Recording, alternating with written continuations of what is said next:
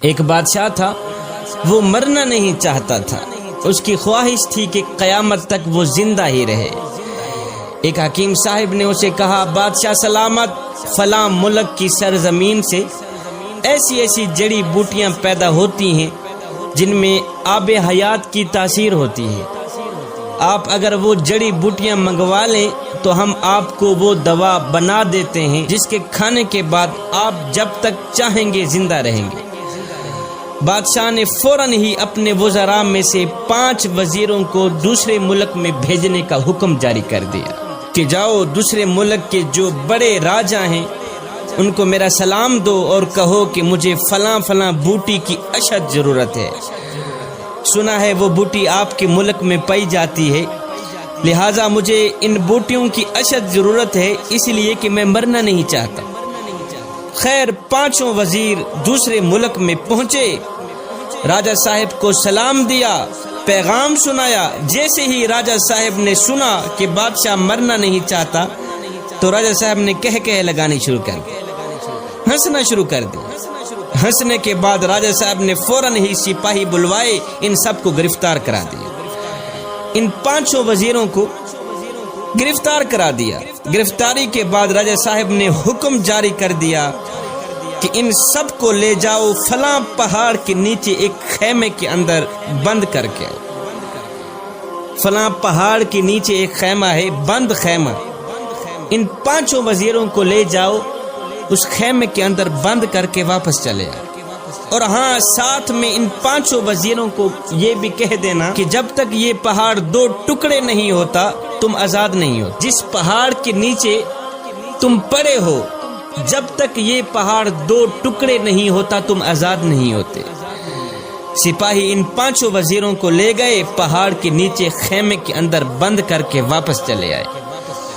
اب ان 5 وزیروں کو چاروں طرف موت کے آثار نظر آنے لگے، کھانے پینے کو کچھ نہیں تھا۔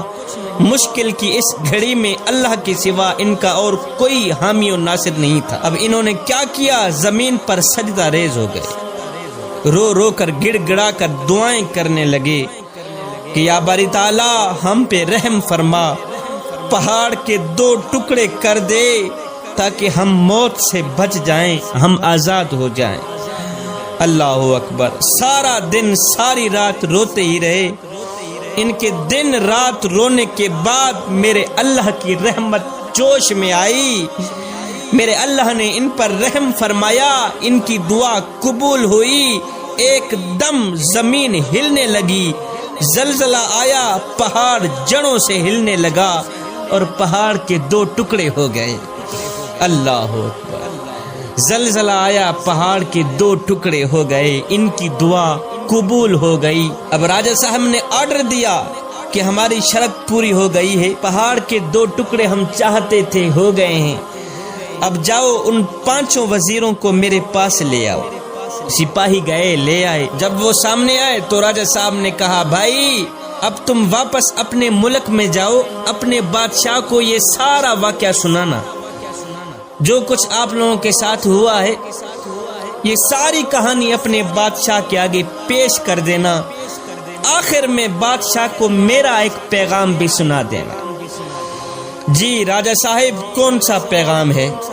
راجہ صاحب نے کہا کہ اپنے بادشاہ کو کہنا کہ بادشاہ 5 لوگوں کی بد دعا جس طرح پہاڑ کو ریزہ ریزہ کر سکتی ہے، 5 لوگوں کی بد دعا جس طرح پہاڑ کو ریزہ ریزہ کر سکتی ہے، بالکل اسی طرح 5 کروڑ عوام کی بد دعائیں بھی بادشاہ کی زندگی مٹی میں ملا سکتی۔ 5 لوگوں کی بد دعا جس طرح پہاڑ کو ریزہ ریزہ کر سکتی ہے، بالکل اسی طرح 5 کروڑ عوام کی بد دعائیں بھی بادشاہ کی زندگی اور اقتدار مٹی میں ملا سکتی ہے۔ اپنے بادشاہ کو کہنا کہ بادشاہ اگر تم اپنی لمبی زندگی اور لمبا اقتدار چاہتے ہو تو ہر گھڑی ہر لمحے غریب عوام کی بد دعائیں سے بچنا، غریب عوام کی بد دعا سے بچنا۔